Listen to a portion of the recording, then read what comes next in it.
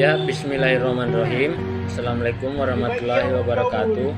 Perkenalkan, nama saya Adin Ruslan, stambuk O271-18078 dari Fakultas Peternakan dan Perikanan Universitas Tadulako, program studi Aquaculture.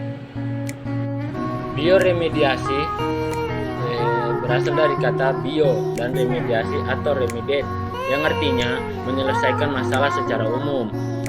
Bioremediasi dimaksudkan sebagai pemanfaatan organisme dan atau produknya untuk menyelesaikan setiap masalah-masalah lingkungan atau menghilangkan senyawa yang tidak diinginkan dari tanah, lumpur, air, tanah, atau air permukaan sehingga lingkungan tersebut kembali bersih dan alami.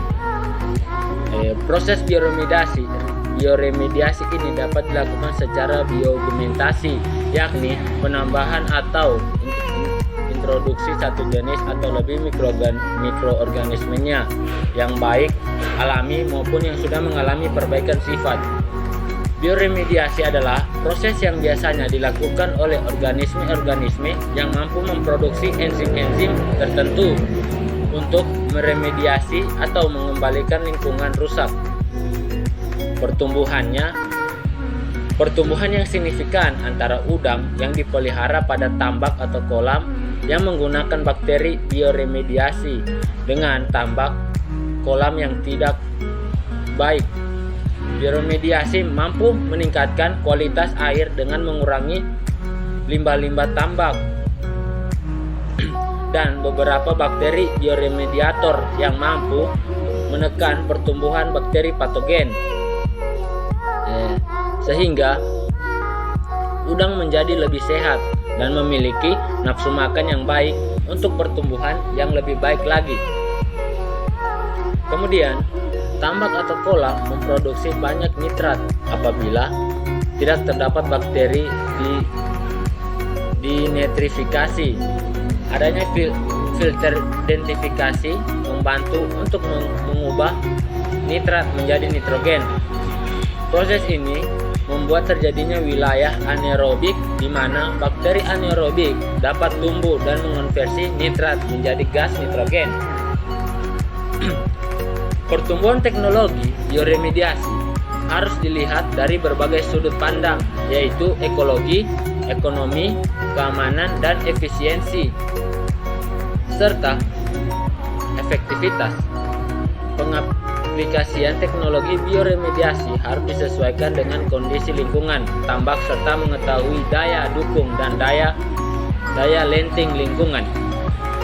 Kegiatan pengontrolan terhadap proses bioremediasi harus dilakukan untuk menjaga keseimbangan lingkungan sekitar sehingga efek negatif dari bioremediasi dapat diturunkan. Meskipun begitu, aktivitas bioremediasi merupakan aktivitas yang risikonya tidak begitu besar. Ya. Kemudian pada rumput laut sangat bisa dibilang baik karena rumput laut memiliki makroalga juga yaitu penting untuk lingkungan karena memiliki kemampuan fotosintesis yang baik serta kandungan metabolit sekunder yang tinggi. Rumput laut juga berperan sebagai filter yang mampu membersihkan kandungan bahan organik di perairan laut. Sistem budidaya polikultur di laut sudah dilakukan oleh negara-negara maju dengan memanfaatkan spesies rumput laut dan disandingkan dengan budidaya kerang atau abalon. Bakteri pada biomediator diisolasi dari lingkungan untuk dikembangkan dan dijadikan produk komersial.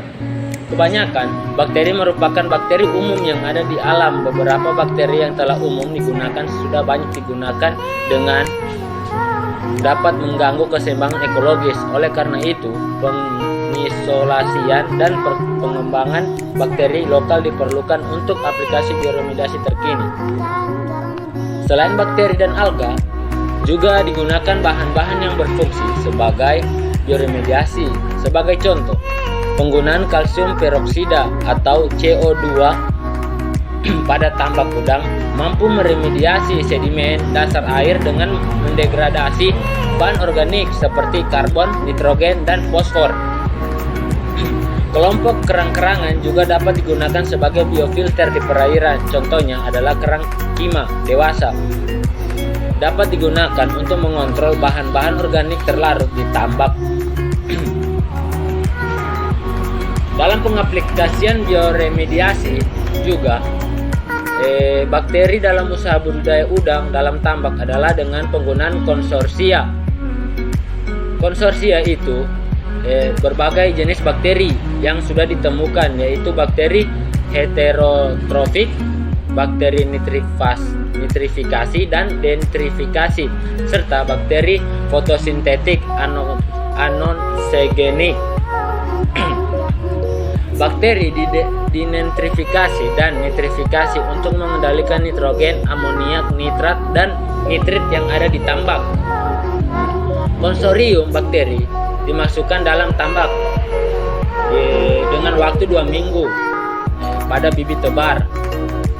Kemudian setiap 10 hari sampai masa panen, tiap 1 hektar tambak memerlukan 120 liter tiap 10 hari selama 2 bulan pertama. Selanjutnya, sampai bulan keempat dinaikkan 2 kali lipat dengan konsentrasi yang sama. Hasil untuk menunjukkan tingkat kelangsungannya hidup udang sekitar 70%. Berdasarkan hasil analisa kualitas dari tambak, menunjukkan bakteri bioremediasi mampu beradaptasi dan dapat dikerja dengan baik menjaga kondisi kualitas air tambak agar berada di bawah batas ambang dan mampu menguraikan senyawa toksik.